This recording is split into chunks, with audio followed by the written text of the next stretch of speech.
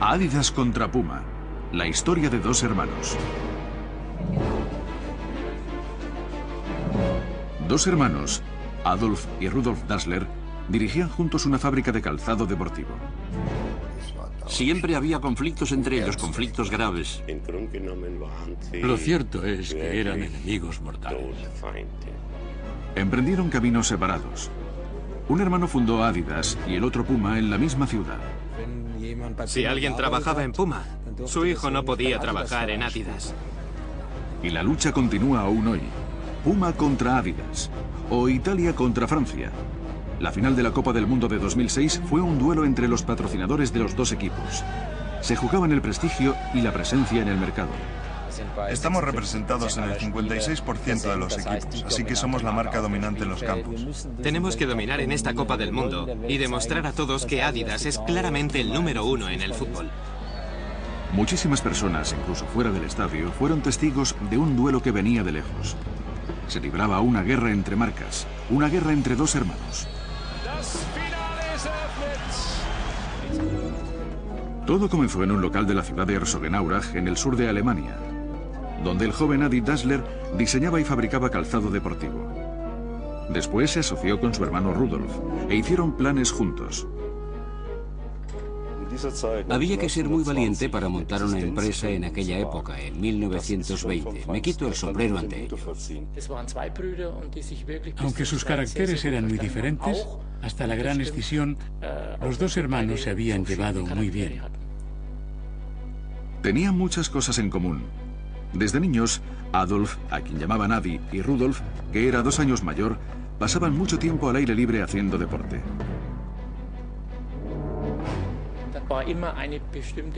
Había cierta rivalidad entre los dos, especialmente en los eventos deportivos, y Adolf siempre intentaba superar a Rudolf. Pronto se hizo evidente que Adi era mejor deportista que Rudolf.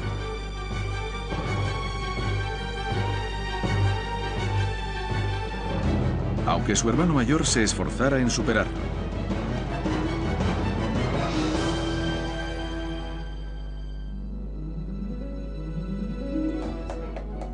En el taller también eran diferentes. Adi era muy diestro en el banco de trabajo. Pasaba días y noches desarrollando zapatillas deportivas. Adolf era una persona muy tranquila, con los pies en el suelo, bastante discreto, pero cuando estaba trabajando se animaba. Sin duda sus caracteres eran muy diferentes. Cuando la compañía creció y el número de empleados y clientes se hizo cada vez más importante, quedó claro que si bien Adi era un excelente diseñador y un artesano muy creativo, Rudolf destacaba en el área comercial y era un hombre de negocios nato. Tenía el don de la palabra. Cuando una empresa es nueva, nadie viene a ti por propia iniciativa. Tienes que darte a conocer. Y mi cuñado sabía cómo hacerlo.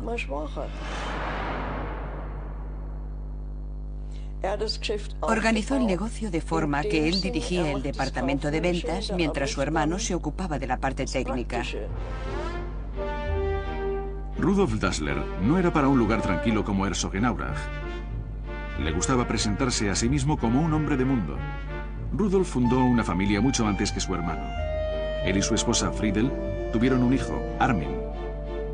Rudolf Dassler, joven padre y agresivo hombre de negocios, tenía ante sí un futuro brillante. Era una figura de autoridad. Nadie se atrevía a levantarle la voz.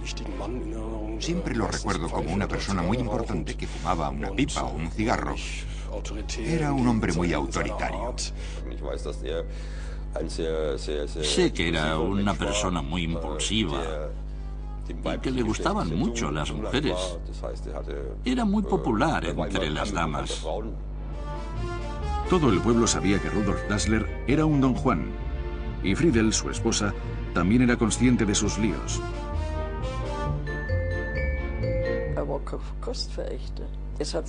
Ella también sabía que le gustaban mucho las faldas y, desgraciadamente, se enteró de una aventura mientras estaba esperando un hijo. Fue terrible para mi hermana. Era muy difícil de sobrellevar, porque no solo se trataba de los devaneos típicos de las vacaciones. Algunos hombres iban por mal camino cuando estaban de vacaciones, sino que se enteró de que tenía una aventura en el pueblo. Y eso, por supuesto, fue muy doloroso para mi hermana. En 1933, Adolf Hitler llegó al poder. Los Dassler interpretaron las señales de la nueva era a su propia y particular manera. Calcularon que se les presentarían un montón de oportunidades porque los nazis eran muy aficionados al deporte. Se necesitarían muchas zapatillas deportivas. Pronto, las banderas con la esvástica ondeaban por todo Herzogenaurach. Adi y Rudolf Dassler no desaprovecharon la ocasión. En mayo de 1933, pocos meses después de que Hitler fuera elegido, los hermanos Dassler se afiliaron al partido nazi. Años más tarde lamentarían haber dado ese paso. Pero en aquella época los Dassler seguían centrados en mejorar su empresa y en pocas cosas más.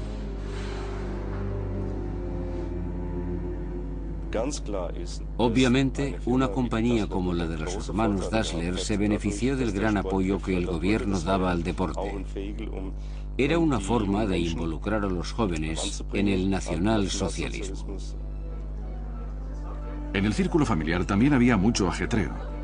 Pronto se iba a celebrar otra boda, pero esta no levantó tanta expectación porque Adi estaba considerado un soltero empedernido. Kate, la rubia novia de Adi, era de Pirmasens, un pueblo de zapateros, y para el cerrado mundo de Herzogenaurach era una extranjera. Rudolf fue el padrino de la boda.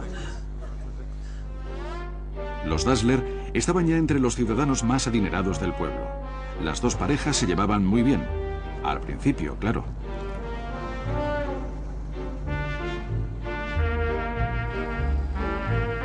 Debido a la creciente demanda de calzado deportivo bajo el régimen nazi, los hermanos Dassler necesitaron pronto locales más grandes. La compañía creció rápidamente. Las dos esposas, Kate, de Adi, y Friedel, de Rudolf, también tuvieron un lugar en la dirección, aunque habían dado a luz recientemente. Friedel trabajaba incluso los sábados y los domingos. Era una auténtica troyana. Se ocupaba de la contabilidad. Mi hermana se situó muy bien dentro de la empresa familiar. Después del nacimiento de su hijo Horst, se esperaba que Kate, la esposa de Adi, también tuviera un puesto en la compañía, pero ella tenía sus propias ideas. Cuando Kate llegó, se negó a participar. Solo tenía 17 años cuando se casó, pero ya sabía qué quería, y lo hizo a su manera. Friedel era la esposa callada, y Kate era la resuelta. El conflicto estaba anunciado. Se podía sentir la tensión entre las dos mujeres. Kate había aportado su ambición al matrimonio. Adolf nunca habría sido capaz de fundar una empresa. Ese era el trabajo de Kate. Ella era el motor. En lo que se refería a los negocios, Rudolf y Kate estaban prácticamente cortados por el mismo patrón. De momento eso no afectaba a la nueva generación, a Armin, el hijo de Rudolf y Friedel, y a Horst, el hijo de Adi y Kate. Los dos primos se llevaban muy bien, pero no siempre sería igual.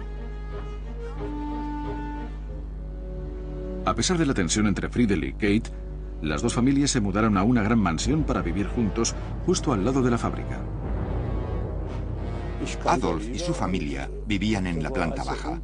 El primer piso pertenecía a Rudolf y su familia, y encima de ellos vivían los padres. Todos bajo el mismo techo, y empezaron los problemas. Las discusiones eran cada vez más frecuentes. Cuando los dos hermanos fundaron sus familias, era bastante natural que al principio trabajasen juntos. La compañía creció. Los hermanos y sus hijos se hicieron mayores, los hijos se casaron y aumentó la familia. Pero varias familias en una misma compañía raramente funciona bien. Verano de 1936. Durante un tiempo, las nuevas oportunidades de la empresa dejaron en segundo término los problemas familiares. Atletas de todas las partes del mundo acudieron a Berlín para competir en los Juegos Olímpicos. Entre otros, Jesse Owens, apodado la Flecha Negra. Las noticias de su participación también llegaron a Herzogenaurach. Adi Dassler fue a ofrecerle las zapatillas para correr hechas a mano. El Estadio Olímpico era el escenario perfecto para los productos de los hermanos Dassler. El mundo tenía los ojos puestos en Adolf Hitler y se esperaba que también se fijara en las zapatillas fabricadas por otro Adolf, mucho menos prominente. El zapatero de provincia se introdujo en la Villa Olímpica y a Jesse Owens le impresionaron las nuevas zapatillas para correr de Adolf Dassler con clavos en las suelas.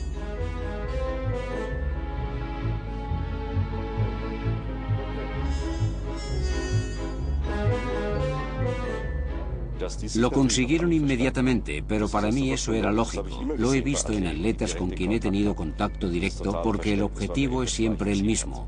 Le dieron las zapatillas a Owens, unas zapatillas ortopédicas hechas a medida para él, ya en aquellos días, y ganó con ellas. Aunque si hubiera corrido descalzo, también habría triunfado.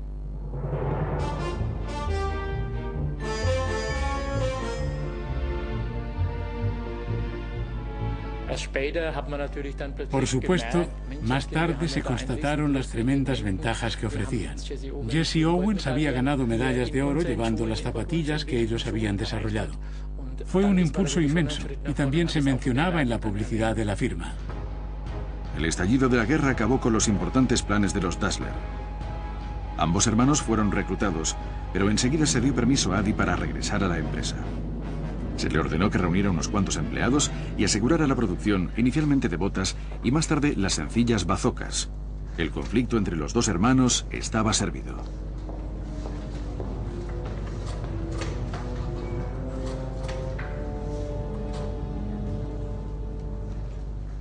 Se sabe que aunque ya tenían más de 40 años, los dos hermanos fueron reclutados una segunda vez, pero al cabo de un año, Adolf fue enviado nuevamente a dirigir la compañía.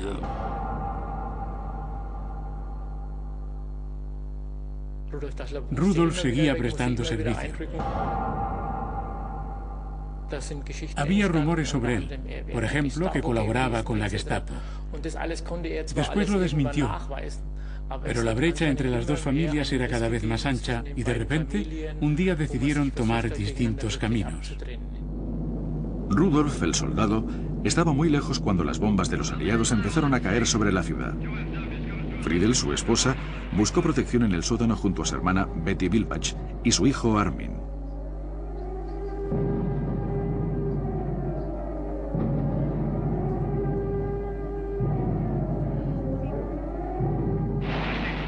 El día que cayeron las bombas marcó un punto decisivo para Herzogenaurach y para los Dassler.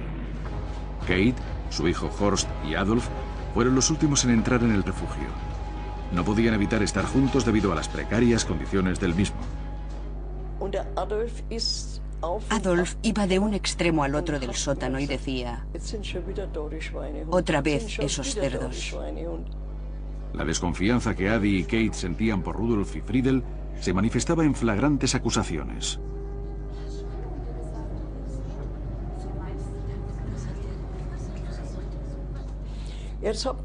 Mis hermanas y mi abuela, que también estaban allí, pensaban que se refería a ellos, pero eso no era cierto. Adolf nunca habría hecho eso. Cerdos. ¿A quién se estaba refiriendo Adi? ¿A los pilotos de los bombarderos o a Friedel, la esposa de su hermano? Ella sospechaba que Adi planeaba arrebatarle a Rudolf sus derechos sobre la fábrica. Y yo seguía diciendo a mi hermana y a mi abuela, a todos, que Adolf no nos insultaba a nosotras, sino a los bombarderos aliados. Pero ellas decían: no, lo dice por nosotras.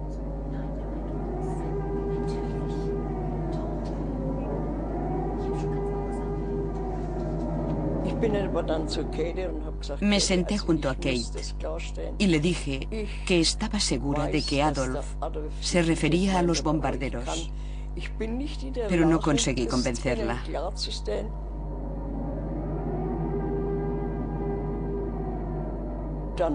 Entonces Kate estalló. Me contó lo que su marido y ella habían tenido que soportar de Rudolf.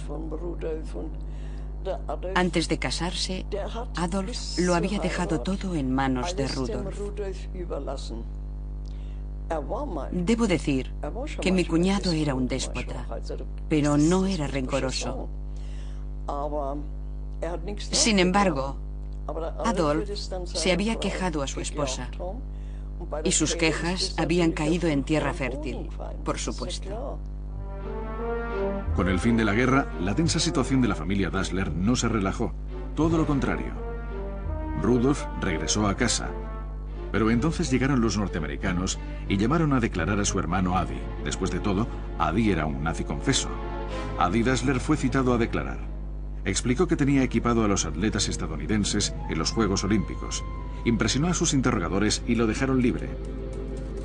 ¿Podía volver a funcionar nuevamente la empresa como si nada hubiera ocurrido?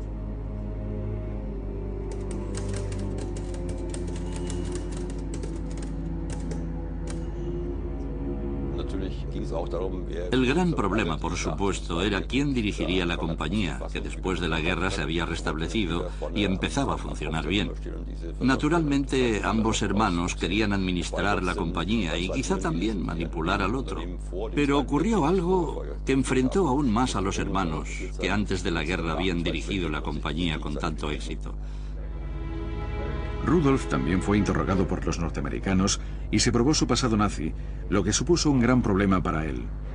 Los norteamericanos desconfiaban, y Rudolf tuvo que luchar por su pasado y el de su fábrica. Al principio, admitió que había colaborado con la Gestapo, pero luego se retractó de su declaración. Rudolf Dassler fue enviado a un campo de internamiento estadounidense y mientras estaba allí creció dentro de él una terrible sospecha. En el campo de internamiento, los norteamericanos le dijeron que había sido denunciado por alguien próximo a él. Su primera idea, por supuesto, fue que había sido su hermano, porque quería apoderarse de la empresa que en aquella época había empezado a remontar.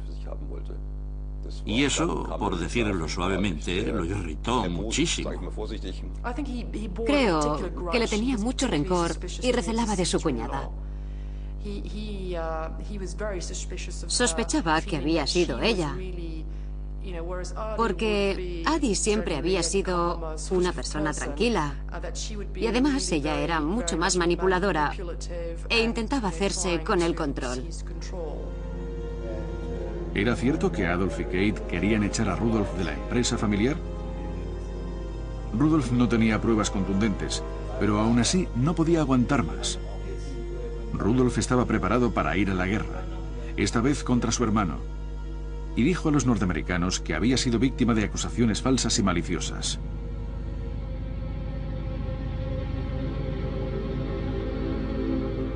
¿Había un traidor? ¿En su propia familia?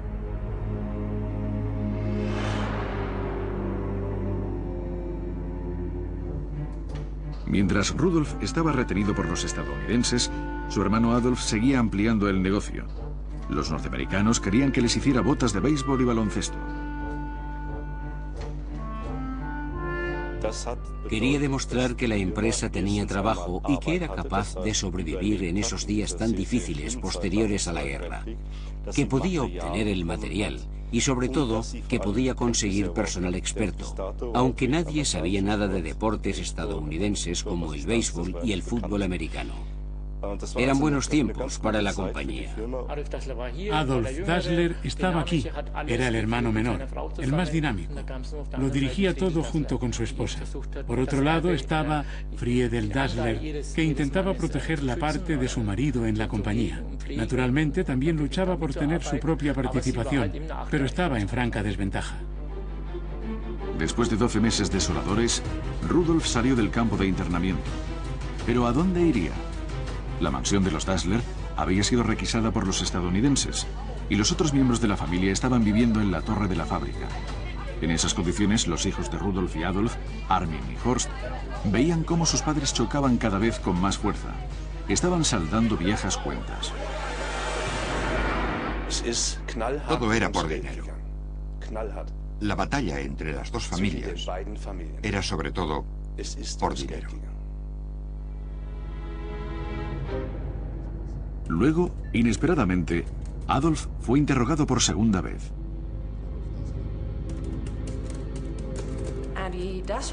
Adi Dassler tenía graves problemas con su salida del partido nazi. Y según los archivos, Rudolf Dassler hizo todo lo posible para desacreditar a su hermano. Hablaba pestes de él a las autoridades, aportaba supuestas pruebas que Adi y Kate negaron categóricamente, con mucha violencia. ¿Quién decía la verdad? ¿Adolf o Rudolf? Los norteamericanos archivaron el caso. Ahora los hermanos eran libres y mortales enemigos. Cuando se llega a un punto donde dos hermanos se acusan mutuamente ante las autoridades de hechos tan graves, creo que es imposible dirigir una empresa juntos. La única solución era dividir la empresa. Lo comunicaron al personal. Había llegado el momento de la escisión.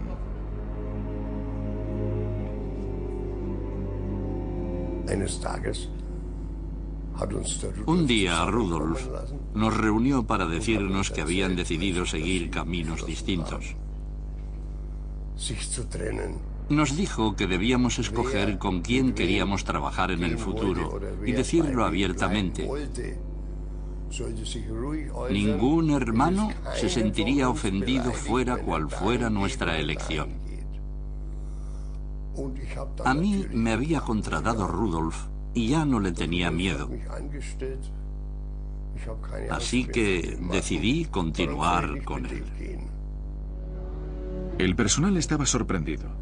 ¿Qué diablos había ocurrido entre los dos hermanos? Nadie lo sabía con seguridad y se extendieron los rumores. Discutí largamente con mi padre porque tenía su propia teoría, una opinión que desde entonces también ha sido expresada por otras personas. Voy a decir algo que podría costarme la cabeza. Su teoría era que Horst Dassler, el hijo de Adolf Dassler, en realidad no era hijo suyo, sino que su padre era Rudolf Dassler. La reputación de don Juan de Rudolf lo había precedido. ¿Tuvo una aventura amorosa con su cuñada Kate? ¿Tenían una relación dos personas que aparentemente se odiaban? Algunos ciudadanos de Herzogenaurach pensaban que la idea era ridícula. Pero tratándose de Rudolf, otros pensaban que había muchas posibilidades.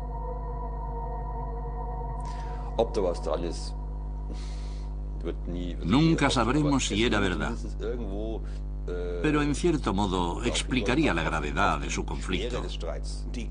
No había nada entre Kate y Rudolf, y cualquiera que lo sugiriera recibiría una bofetada. Era una calumnia.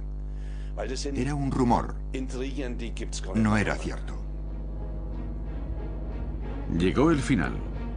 Los empleados tuvieron que decidir: ir con Adi, el apacible artesano, o con Rudolf, el vendedor eficiente. Era una difícil elección. Repartir los materiales y la maquinaria no supone ningún problema. El problema es la gente. No puedes llevarlos de un lado a otro. Cuando hubo que tomar la decisión, 2/3 del personal se pusieron de parte de Adi, la mayoría de ellos zapateros. El resto, principalmente los vendedores, optaron por Rudolf. Tenía la sensación de que ambos estaban contentos de que las cosas hubieran llegado a un punto crítico. Me di cuenta cuando nos instalamos en el nuevo local y nuestro jefe nos dijo: por fin estamos solos y podremos demostrar de lo que somos capaces. Esas fueron sus primeras palabras. Adi Dassler fundó Adidas y Rudolf Puma, separados por solo 500 metros. La guerra entre los dos hermanos se convirtió en una feroz rivalidad entre dos compañías. Desde ese momento, Herzogenaurach quedaba dividido por una profunda brecha. La población local se vio gradualmente arrastrada al conflicto. Incluso había 2 clubes de fútbol en lugares distintos. Si entrabas en el bar, no veías nunca un empleado de Puma sentado en la misma mesa que los que trabajaban en Adidas o viceversa. Los empleados apoyaban totalmente a sus jefes, fuera por miedo o por convicción de que estaban con el mejor hombre. En Herzogenaurach se decía medio en broma que lo primero que la gente te miraba eran los pies para ver si llevabas Adidas o Puma. Tenías que experimentar de primera mano cómo era vivir en un pueblo con dos fábricas y dos clubes del fútbol que se evitaban. Las dos nuevas firmas de Herzogenaurach buscaban aliados poderosos como el entrenador del equipo nacional de fútbol, Sepp Herberger. Visitó a Rudolf Dassler, el director de Puma, en la nueva fábrica, y en principio Puma tenía mejor mano de obra, pero no suficiente dinero. Sí que quería dinero, pero había calculado mal, porque Rudolf Dassler se hacía el sordo ante ese tipo de cosas. El día siguiente nos reunió y nos dijo: creo que he cometido un error. He rechazado de plano a Herberger y no estoy seguro de haber hecho lo correcto. No obstante, continuaremos adelante y, como es lógico, Sepp Herberger fue a ver a Adi Dassler.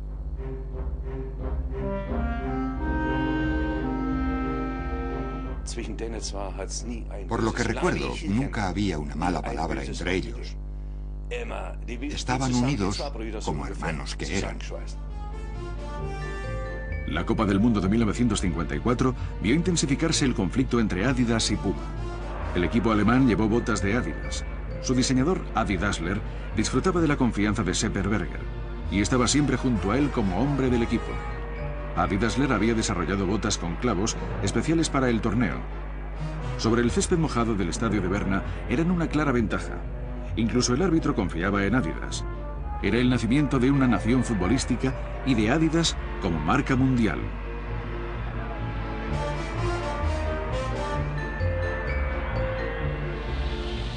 Schäfer nach innen geflankt, Kopfball, abgewehrt, aus dem Hintergrund müsste Rahn schießen. Rahn schießt, Tor, Tor, Tor, Tor!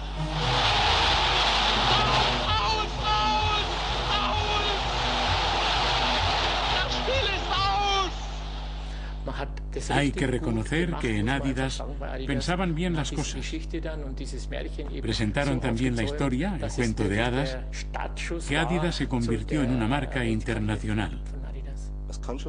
Nuestros colegas del otro bando seguramente lo acusaron como un verdadero golpe, porque fue un gran triunfo que apareció en todos los periódicos. Estoy seguro de que los productos que fabricaban eran buenos, aunque tal vez un poco inferiores a los nuestros. Tales comentarios pusieron furiosos al personal de Puma, porque Puma ya había comercializado las suelas con clavos antes de la Copa del Mundo de 1954. Es cierto, habíamos abastecido con ellas a todas las ligas de Alemania Occidental durante la temporada 52-53. El equipo de Hannover al completo. Los campeones de 1954 llevaban botas Puma con suelas de clavos. Por lo menos una docena de personas de todo el mundo afirmó con toda justificación que tenían la patente de las suelas con clavos. Pero lo que era particularmente interesante en este caso es que el primer sistema fue el que funcionó de verdad. Así que probablemente ni Puma ni Adidas inventaron las suelas de clavos. Pero el triunfo fue para Adidas. En los años siguientes, la rivalidad fue cada vez menos escrupulosa. Adi Dassler sospechaba que era víctima del espionaje industrial. El departamento de desarrollo era sacrosanto para él. No podía entrar nadie ajeno. En una ocasión vino un representante de adhesivos que nos visitaba regularmente. Y estaba en el departamento de desarrollo cuando el jefe llegó y le dijo: si no te conociera tan bien, te echaría ahora mismo de aquí. Rudolf, el jefe de Puma, se preocupaba continuamente por sus diseños, pero también era curioso. Una vez entré en su oficina y vi una bota Adidas en su escritorio. La había cortado por la mitad. Me la enseñó y me dijo: Georg, échale un vistazo a esto. Y dije: bueno, podemos aprender mucho de esto. Es bueno para nuestra firma, jefe. Y respondió, sí, pero aunque me encanta la traición, odio a los traidores. Para imitar al hermano a quien despreciaba, Rudolf quería un campeón del mundo casi a cualquier precio. Así que él también empezó a hacer contactos con las estrellas del deporte, pero no estaba preparado para rascarse el bolsillo. A pesar de su gran rivalidad, los jefes cruzaban el río ocasionalmente. Y la mayor parte de las veces que lo hacían, aumentaban los pedidos de los jugadores de fútbol. Normalmente hacían pequeños negocios con los futbolistas alemanes y los clubes. Y en una ocasión especial, firmaron una especie de pacto de paz por un hombre que era único, lo que llamaron el Pacto Pelé. Pelé, la estrella brasileña, era el mejor futbolista del mundo y era el más solicitado para hacer publicidad. Pelé era un jugador cuyo caché nadie podía permitirse normalmente, porque su talento no tenía igual. Si las dos firmas hubieran empezado a discutir por Pelé, habrían tenido que desembolsar una gran cantidad de dinero. Por eso llegaron a un acuerdo tácito. Ninguna se acercaría a él. El jefe de Puma, Rudolf Dassler, y su esposa Friedel enviaron a su hijo Armin a México, donde se celebraba la Copa del Mundo de 1970, para contratar a varios jugadores excepto a Pelé. Pero la estrella brasileña era demasiado tentadora. Después del torneo, Armin voló a Brasil llevando consigo $100.000 en efectivo. Dijo que había guardado el dinero en una caja fuerte, pero en realidad lo escondió en los maceteros. Por fin Puma entraba en la leyenda. Pero para conseguir esto, Armin Dassler había roto el pacto de Pelé entre Adidas y Puma.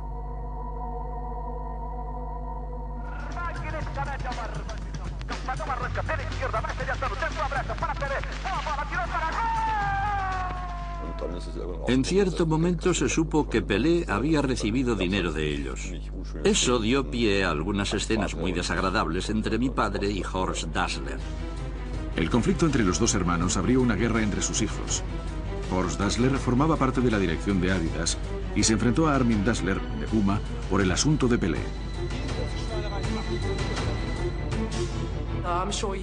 Estoy segura de que lo pasó muy mal. Pero, ¿qué se podía hacer? La principal consecuencia de eso fue que desde ese momento se rompieron todos los tratos. A principios de los 70, los futbolistas alemanes estaban entre los mejores del mundo y las estrellas internacionales del país eran cortejadas por Adidas y Puma. La Federación Alemana se había comprometido con Adidas, pero Puma no se rindió y envió a sus agentes para que intentaran conseguir que los jugadores cambiaran de marca. El tira y afloja se hizo evidente durante la Copa del Mundo de 1974. El equipo de Alemania Occidental estaba compuesto principalmente por jugadores del Bayern de Múnich y del Borussia Mönchengladbach. Cuando jugaban en sus clubes, algunos llevaban botas de Adidas y otros de Puma. El director senior, Adi Dassler, quería que los que calzaban Puma, como Bertie Fox, cambiara a Adidas. El jefe me dijo, haz que se las pruebe, si no después dirá que no le quedaban bien. Y eso es lo que hice. Le dije a Fox que mi jefe quería que se las probara. Hazme el favor, le dije. No puedo mentirle a mi jefe y decirle que te has probado las botas si no lo haces. Está bien, dijo. Voy a probármelas.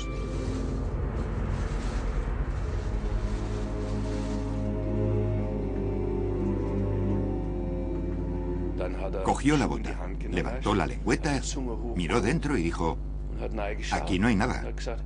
Yo era inocente. No me di cuenta de qué quería decir, qué esperaba encontrar en la bota. Pero cuando se lo dije a mi jefe, se rió. Adidas contra Puma. La guerra entre los dos hermanos hizo que los precios se dispararan. Los jugadores sabían que la Federación Alemana los estaba utilizando desde hacía mucho en publicidad. Ahora querían recibir parte del botín. Se rebelaron en el campo de entrenamiento de Malente. Era la primera vez que un grupo de jugadores exigía sus derechos y pedían dinero por llevar cierta marca de botas. El equipo se había reunido en el comedor porque había importantes discrepancias entre los jugadores respecto a la cantidad que debían recibir de la Federación de Alemania Occidental. Las discusiones duraron toda la noche y hubo un momento en que los equipos nacionales casi decidieron irse a casa al día siguiente. En Malente, jugadores como Hoeneß, Beckenbauer y Bonhoff regatearon toda la noche con la Federación Alemana. Naturalmente, estábamos al tanto de las sumas que se estaban pagando, así que sabíamos qué dirección tomar y hasta dónde podíamos llegar, y tuvimos bastante éxito. A eso de las 6 de la mañana triunfó la razón. Si no, Alemania podía haber ido a la Copa del Mundo sin sus mejores internacionales. Estuvieron muy cerca. Al final de una larga noche, los jugadores y la Federación Alemana llegaron a un acuerdo. El equipo no boicotearía la Copa del Mundo. El desastre había sido evitado en el último minuto. Al final llegó el dinero. ¿Pagó la Federación Alemana? No, pagó Adidas a través de la Federación. Alemania Occidental quedó campeona del mundo otra vez con el calzado de Adidas. Adidas mantuvo su relación con la Federación Alemana de Fútbol. Adi y Rudolf no se habían dirigido la palabra en años. En una ocasión se encontraron por casualidad en una feria de artículos para deporte, pero esa vez tampoco se hablaron.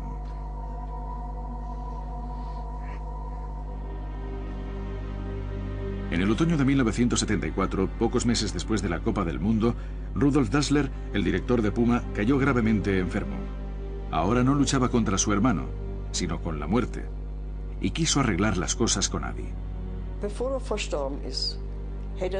Quería ver a su hermano por última vez antes de morir. Y Armin fue a ver a Adolf y le preguntó si podía concederle ese deseo a su padre. Se pidió a un sacerdote que mediara. Iba de un lado a otro, de un hermano a otro, de Rudolf Dassler, que estaba enfermo, a Adi Dassler, que todavía estaba en activo, hablando del tema con ellos. Y debo decir que había deseos de reconciliación, no solo por parte de Rudolf, sino también de Adi Dassler. Adolf Dassler me dijo que ya no sentía rencor hacia su hermano. Eso se ha acabado, dijo. Pero no fue a verlo más. En el funeral de Rudolf, el cementerio de Herzogenaurach estaba abarrotado. ¿Se enterraría el hacha de guerra al mismo tiempo que Rudolf? Todos se preguntaban si asistiría Adi, pero no apareció. Genio y figura hasta la sepultura. Por supuesto, la mayoría de los asistentes se preguntaban si Adolf aparecería. Pero nadie hizo comentarios. Hay un viejo refrán que dice que cuanto más tiempo tarda un erizo en nacer, más espinas tendrá.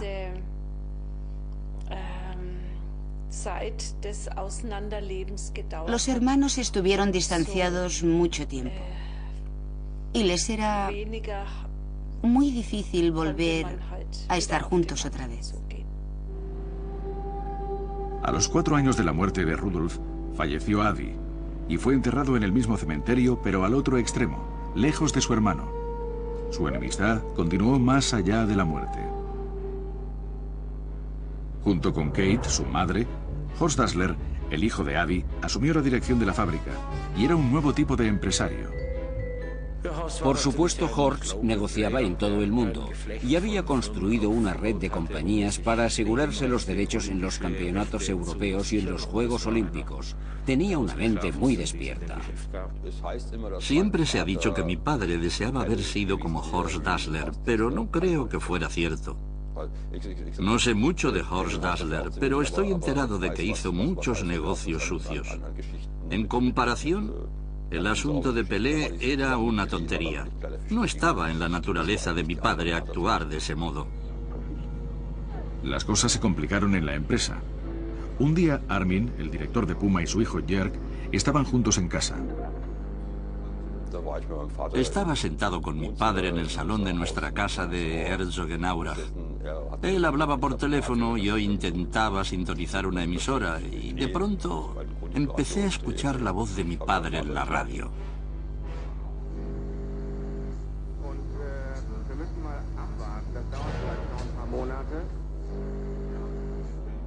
Pensé que no era normal.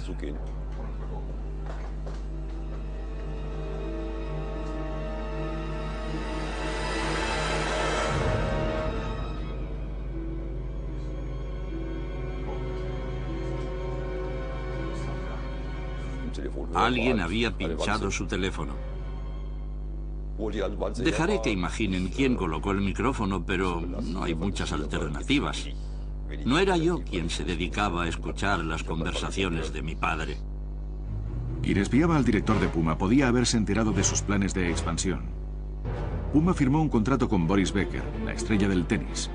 La lucha con Adidas se cobró su precio. Los millones que pagó a Boris Becker casi arruinaron a Puma.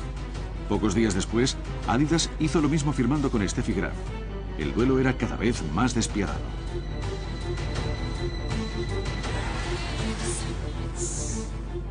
Cuando Lothar Matthäus fichó por el Bayern de Múnich de Adidas, las cosas se complicaron. Como su padre era empleado de Puma, Lothar estaba ligado a Puma. Toda mi familia trabajaba en Puma. En cierto modo me sentía comprometido con la firma, y Uli Hoeneß lo entendió, pero quería que cambiara a toda costa, así que tuvo que llegar a un acuerdo con Adidas para que permitiera que Lothar Matthäus llevara botas Puma, aunque jugara en el Bayern. El mayor problema era que el padre de Lothar trabajaba en Puma, y a Lothar le preocupaba que su padre pagara las consecuencias si firmaba con el Bayern de Múnich, y tenía que jugar con las botas de Adidas. Pero se llegó a un acuerdo, y si su padre perdía su trabajo, sería admitido en Adidas. Herzogenaurach crece lentamente.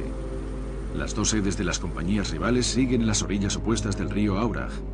Pero ante la competencia de Nike, hace mucho tiempo que las fábricas están en el lejano oriente, y hoy los accionistas se quejan. El conflicto entre los dos hermanos es ahora una lucha entre dos instituciones internacionales. En la Copa del Mundo de 2006, miles de aficionados sin entradas vieron la emocionante final en las pantallas gigantes. Probablemente ninguno de ellos se dio cuenta de que también veían el final de una lucha entre Puma y Adidas. Después de tantos años, los viejos adversarios se enfrentaban en una final de la Copa del Mundo por primera vez, y ambos querían ganar.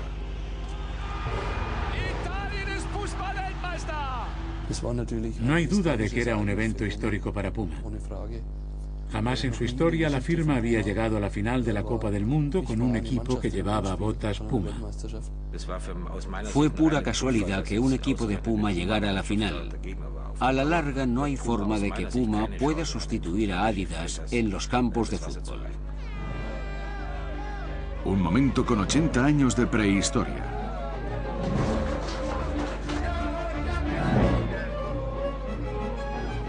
La gran pregunta era sencilla: ¿Adidas o Puma?